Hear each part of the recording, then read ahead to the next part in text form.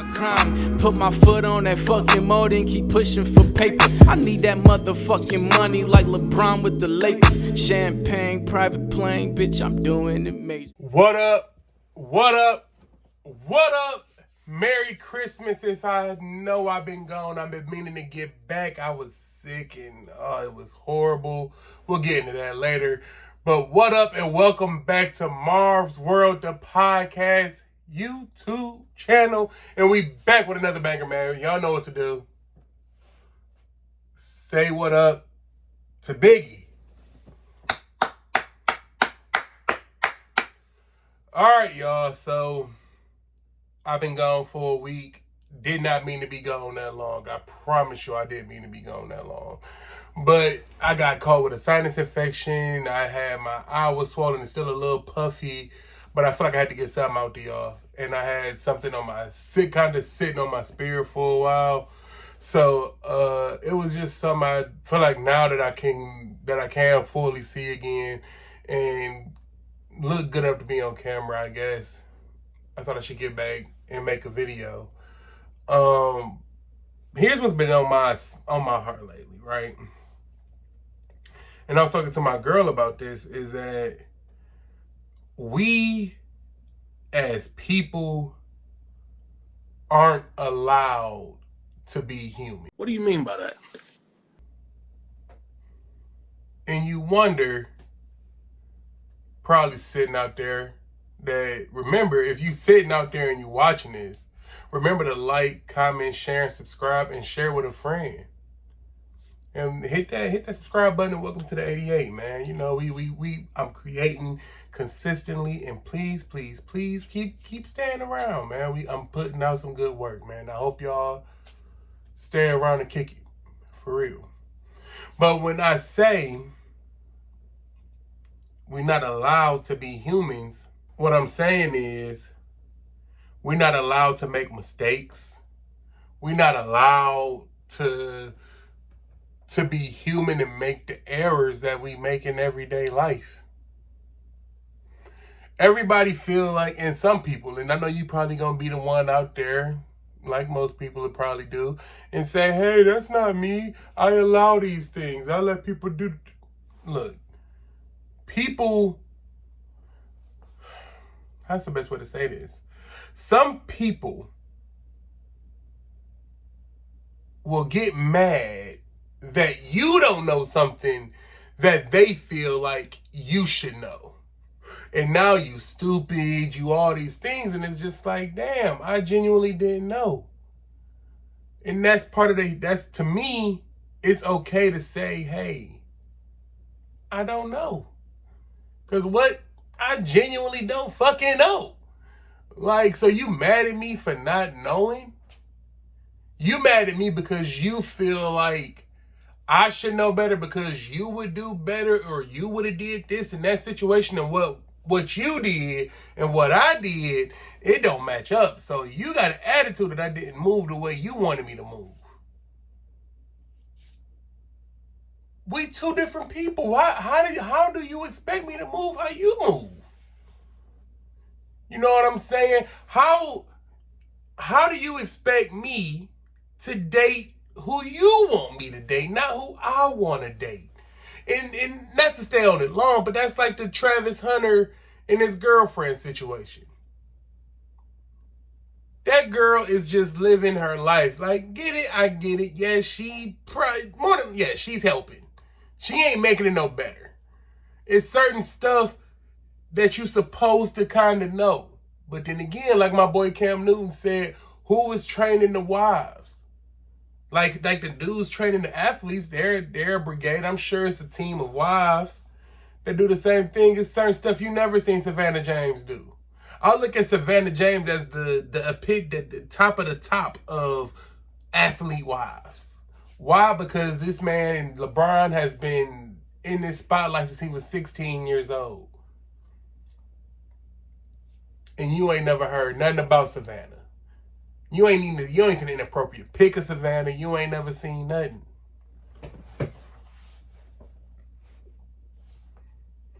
The amount, excuse me, I'm sorry. My hair got caught in the chair. the fact that we're not allowed to be human, I think that might be some of the fact of the mental issues and people saying that it's a safe space, and it's not really a safe space. You told me I could talk to you about this, and now that I talk about you, you're judging me because I didn't do the things your way or how you perceive me to do them. It's just not fair. On no level, it's not fair. Like, so, and my suggestion and what I would recommend is let's be honest. And let's be real about this right here, 88. That my suggestion is to keep it simple. Keep it simple. Stupid. Recognize that some people want to be used. I know it's crazy to say that out loud, but recognize that some people want to be used. Some people want to be the person to get you. I mean, like, look at it like this. Love don't cost a thing. The whole movie is about being used. How I'm gonna give you this for this. But you just caught feelings, and now what y'all exchange is not what it started off as. But some people want to be used. Some people are dummies when it comes to the opposite sex. Some people are dumb, and you just gotta let that be. Some motherfuckers is tricks. Some people do all kinds of stupid shit for love and attention and gratification, and sometimes it could be genuine. But sometimes you gotta let motherfuckers win stupid prizes when they play stupid games. Let them win it. And it's not on you. It's not your fault. It's not their fault. They're just they being put on the journey that God has created for them to be on. And in that journey, you're going to have ups and downs, lefts and rights, forks in the road. But it's how you get up from that shit. Literally, it's how you get up from that shit. It's all about the resilience in you to get your ass up and do what you got to do to be resilient and get your shit back on track. That's what it's about. So for me, and what I do now is I extend grace.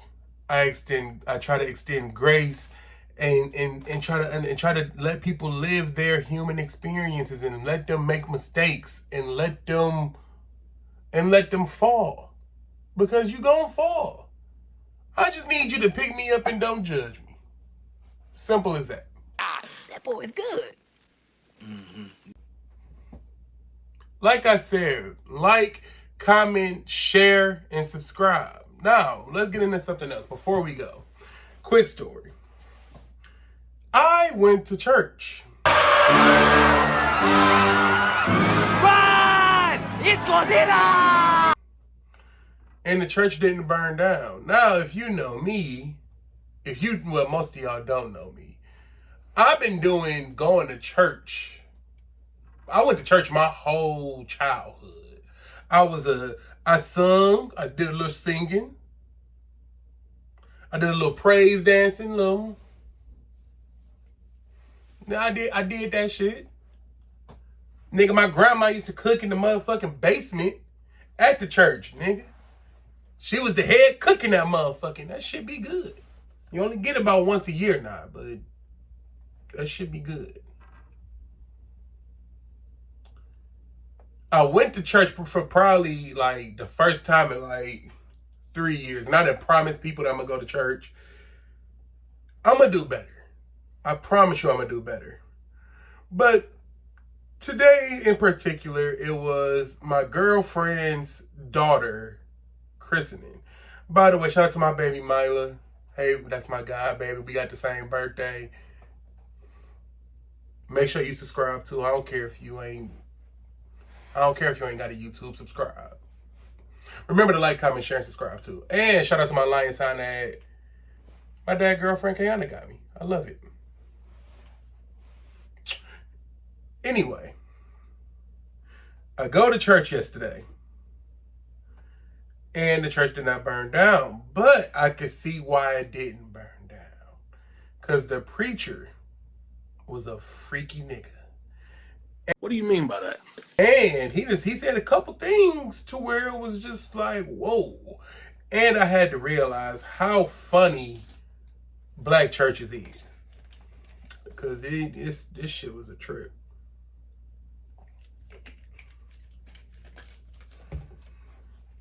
Nah, he says, I don't know what we was talking. I don't know. He told us that God can do something and set the world ablaze, make a flood and all this stuff. I'm sitting there in church like, please don't let this happen. Like, whatever you do not let this church go under because you want to tell that, like, God don't make the big man mad. He don't want that for us. He want us to be human, to go through our human experience. He don't want to flood us right now. This is the worst it could get right now. Damn near, this is like the worst it could get, possibly. And just think, some countries would rather have what we have compared to what we have right now. Motherfuckers in India would love to have this shit. Some places in India. But anyway, he goes on to go. He talks about that. Then he said the F word. The F word, the hard F word. The one that DMX used to say all the time. I can't say it. We're not in 96. But it rhymes with agate. And he said it twice. And I sat there. I got up. I damn near got up. Like, is anybody gay in here? Like, he said this shit twice. He said ag. He said agate, and then he said ag. And I said, who the hell? Who the hell? Ain't nobody hear this? Not gonna let this. Okay. Then he goes on to say, if you put a man in a room full of light-skinned girls, he gonna touch them. And I sat there and said, well, like, yeah, you're right. Probably is. And he said, if you put a man in a room full of dark-skinned women, he gonna touch them. I'm like, nigga, you right again. Like, I don't know what we talking. I don't know how the hell we got here, but you're right. And we was talking about Adam and Eve and how, what the fuck was we? It was Adam and Eve. And he was talking about how Eve got deceived into eating the apple and the repercussions and the consequences of things. I think that was the moral of the story, is that it was consequences behind every action. And I guess, if I'm not mistaken, that Eve tried to hide or something, and he like, don't hide, accept the shit. I think that's what he was talking about. I was fucked up by everything that I'm just telling y'all. So you can imagine, like, my recollection of the shit, of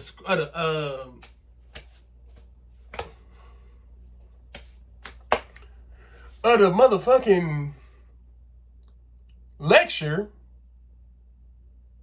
Scripture? No. Whatever. You get what I'm saying. My recollection of this motherfucking talking to ain't the best, because my nigga was everywhere. But all in all, man, it was a good, wonderful service for the christening. He did a good job for that. I don't know about his preaching services, but his preaching thing, but hey, what can I say? By the way, old black ladies, old black women, when it comes to church, y'all are the MVPs of church. The pastor said some complete bullshit. The pastor said the world can flood. He can make the world flood right now. Granted, he can. Granted, you right, Pastor Freaky. He can make the world flood. Now the whole motherfucking man, the pulpit. You see, you ain't think I knew that. I still know my words now. All of us sitting there listening to him talk, it kind of got awkward. It got awkward a couple times. When he said the agate, he got awkward too. But when he said he gonna flood it and burn it and rip the world in half, it got quiet. And all you hear is a black lady say, "Yes, preacher, preach." I looked at her like, you don't hear this bullshit, do you? And she just like, it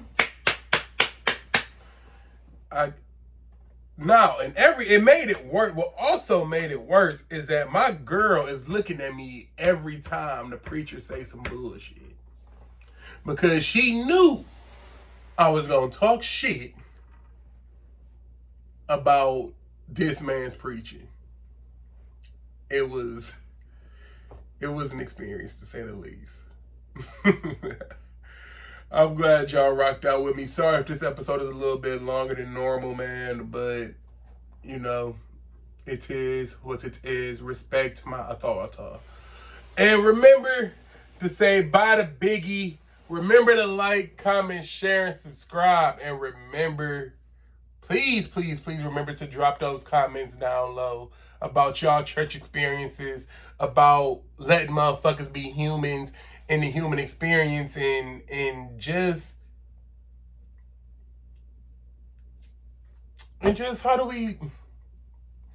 what we gonna do better? I don't want no New Year's resolutions because I hate New Year's resolutions. Just get up and get off your ass and do it. But remember, like I said, say peace to Biggie.